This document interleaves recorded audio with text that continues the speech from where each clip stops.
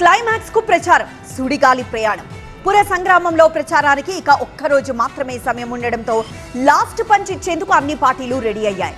ముఖ్య నేతలంతా సుడిగాలి పర్యటనలతో ప్రచారాన్ని హీటెక్కిస్తున్నారు. ప్రత్యర్థులపై నేతలు విరుచుకుపడుతున్నారు.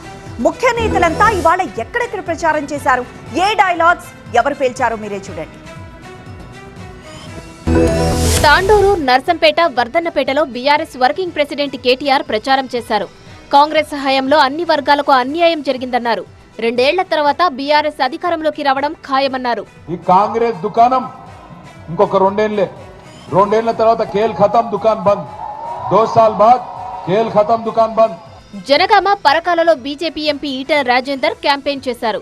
అసెంబ్లీ ఎన్నికల ముందు అనేక హామీలు ఇచ్చిన కాంగ్రెస్ ఇప్పుడు చేతులెత్తేసిందన్నారు.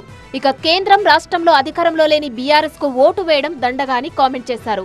అప్పుల కోసం రిజర్వ్ బ్యాంక్ ఆఫ్ ఇండియా కాడికి పోతే తెలంగాణ అధికారం చూసి, తెలంగాణ ఆర్థిక శాఖ అధికారం చూసి చెప్పులు దాచుకుంటుందని చెప్పి అవమానపడుతున్నారు. తెలంగాణ గురించి ఇంత చిల్లరగా మాట్లాడే ముఖ్యమంత్రి ఇవాళ తెలంగాణ సమాజమే తలదించుకుంటున్నారు. భువనగిరిలో మంత్రి సీతక్క మున్సిపల్ ఎన్నికల ప్రచారం నిర్వహించారు. 10 ఏళ్లు పాలించిన వాళ్లు దోపిడి తప్ప పేదలకు చేసిందేమీ లేదన్నారు. సదాశివపేట, జహీరాబాద్ లో హరీష్ రావు క్యాంపెయిన్ చేశారు. హామీలు ఎగవేత తప్ప రేవంత్ ఇచ్చిందేమీ లేదన్నారు. డిప్యూటీ సీఎం బట్టి విక్రమార్క వైరాలో పర్యటించారు. 10 ఏళ్ల పాటు ఉద్యోగాలు కూడా ఇవ్వకుండా నిరుద్యోగులను మోసం చేశారన్నారు. తాము అధికారంలోకి రాగానే ఉద్యోగాలు ఇచ్చామన్నారు.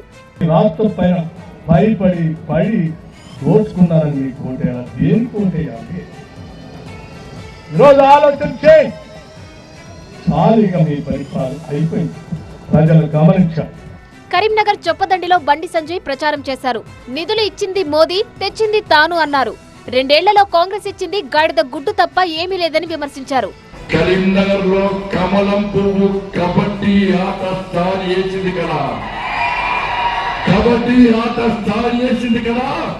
అన్ని పార్టీల అగ్రనేతలు క్షేత్రస్థాయిలో జోరుగా ప్రచారం నిర్వహిస్తున్నారు. రోజుకు 5 నుంచి 6 మున్సిపాలిటీలను చుట్టేస్తూ సుడిగాలి ప్రచారంతో ఓటర్లను ఆకర్షించే ప్రయత్నం చేస్తున్నారు.